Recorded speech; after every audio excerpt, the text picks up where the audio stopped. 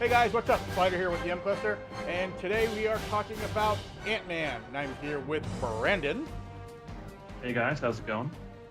And this is something that actually he prompted, he wanted to do, so I'm going to go ahead and let him take the lead on this. Go ahead. Overall, I did like the movie. I think that all of the actors did well, uh, though I do think that there were some inconsistencies with the first movie, for sure.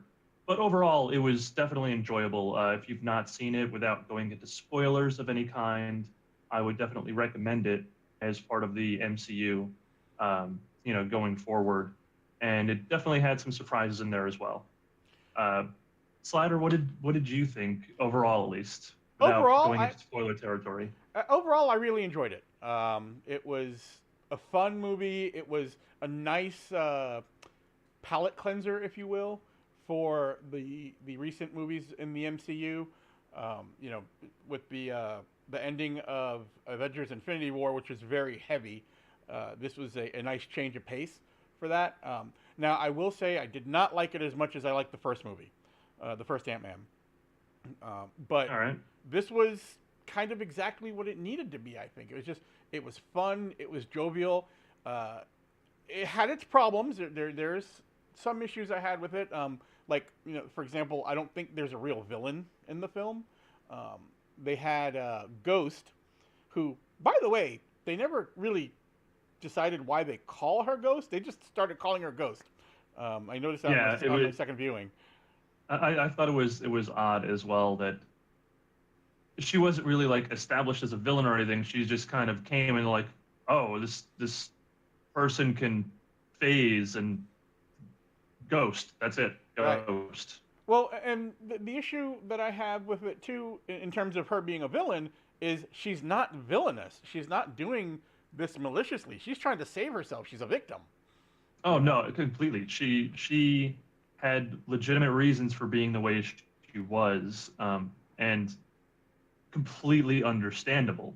If Right. you were in pain 24/7 all of your life, you'd be a little screwed up too. Exactly. Yeah, I did really like Lawrence Fishburne's character overall.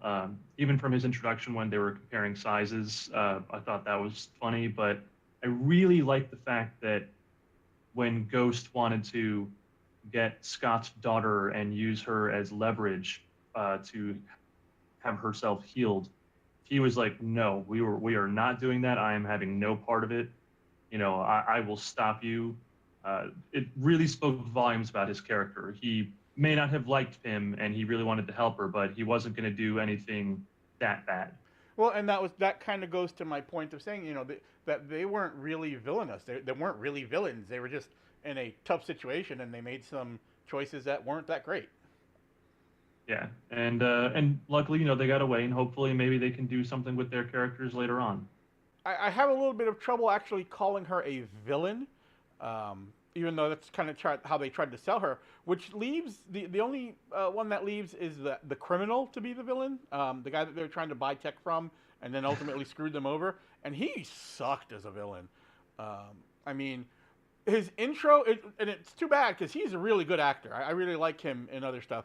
But I think Walter Goggins is his name. I'll have to I look it up. I But don't know that they were trying to really make him a villain either, though, because he had his goons, but he wasn't really looking to kill anyone either, and he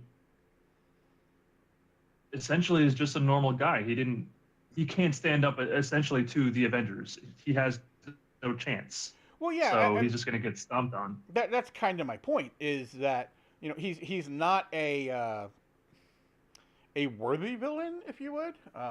He's just like a street criminal, or what a little higher level than a street criminal, but not Avengers level. But that's not a bad thing per se.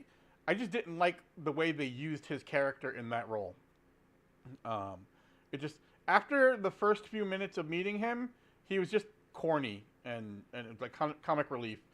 Um, Speaking of comic Yeah. relief, yeah, we had the Luis. What's up? Maybe I'm doing it wrong. What's up? What's up?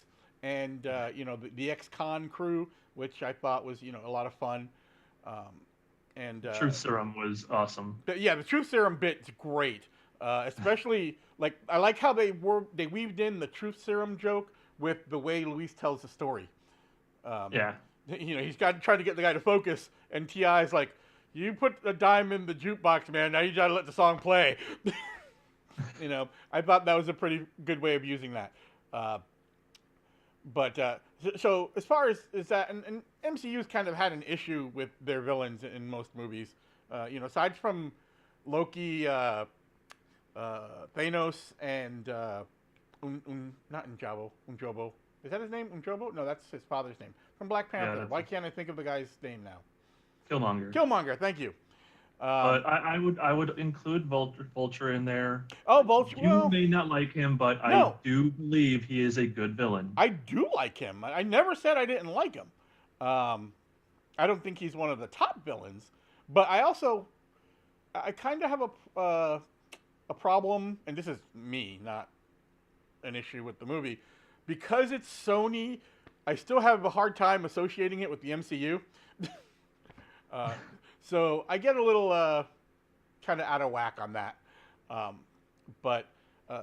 No, Michael Keaton as Vulture does fine, and I'm looking forward to seeing them use him more. I bet you he can develop further as a villain in future movies.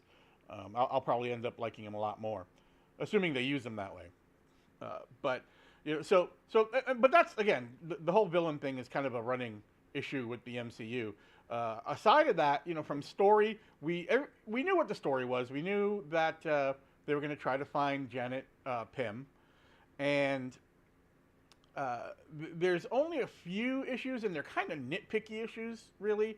But like, one of the things I had an issue with was where they found her in the quantum realm, because she basically gives them instructions. Which, by the way, that scene is awesome when she takes over Scott's body. So it was. My issue with it wasn't really with where they found her, but how they found her. Because she got lost in the quantum realm with just her suit. Where did she get the white fabric? Why can she exist in there without her helmet on? That was part of my issue. When Hank gets there, he's got to wear the full suit, and then all of a sudden he's not wearing the helmet anymore, and she's not either. I didn't understand that whole thing. Like, there's a lot of unanswered questions when it comes to how she survived there, and like you said, how does she get other stuff? The blade thing is easily explainable. She had the wings, right?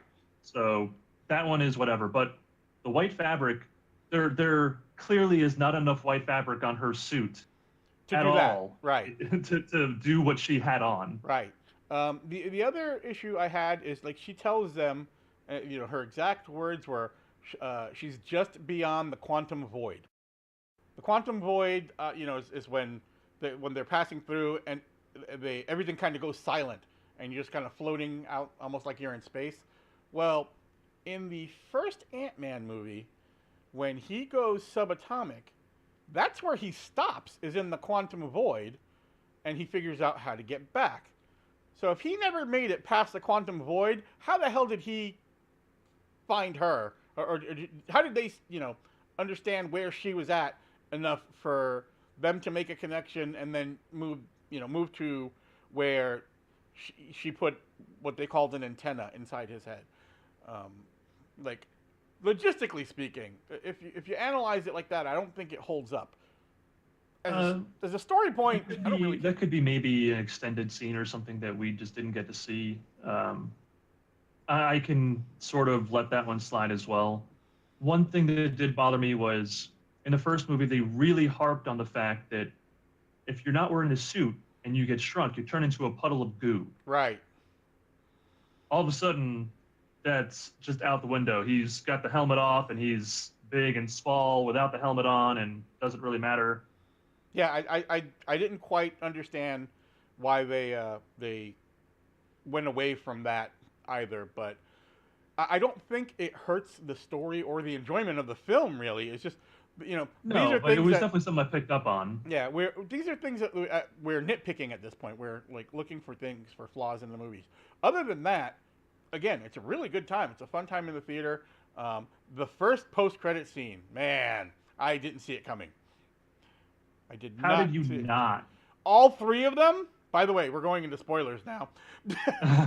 Yeah, how did you not see that coming? You didn't know that. You thought all three of them were going to get fucking dusted. Yes, I No. thought all three would get dusted. Because the big thing that we were talking about was that they were going to use Hank Pym's tech to go back in time in the next Avengers movie. Which they still are. Did you not hear her explanation during that whole scene? How are they going to do that without Pym? Her words, so Scott got shrunk and, going into the quantum realm. And she said, watch out, once you get past the tardigrades, you could get sucked into a time void. Right. That's your time travel right there. How is Tony and Cap and everybody else going to be involved in that? I don't think they are. I think that it's just going to be him, and he's going to end up during the time of the Chitauri invasion, and he's going to do something or talk to them in some kind of manner to make something happen in the future. Now, I don't know if you've seen this, but there are some set photos that came out not too long ago that shows Captain America, Tony Stark, and Ant-Man in what appears to be the Chitauri attack in New York, and they're all That's wearing what makes these. me think that. They're wearing these devices on their hand. If what you just said is the way it works, why would they have those? So let's say he gets out, and it's maybe. How does he get out?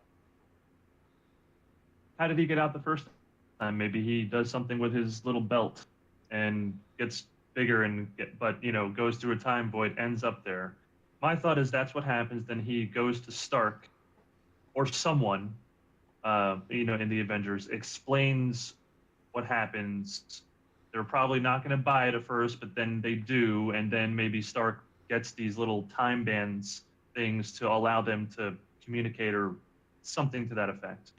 My thought was that they were going to that Stark was going to go to Pym and they would collaborate even though they don't like each other. Oh, by the way, I don't want to get too far down the road because we're sort of leaving Ant-Man right now.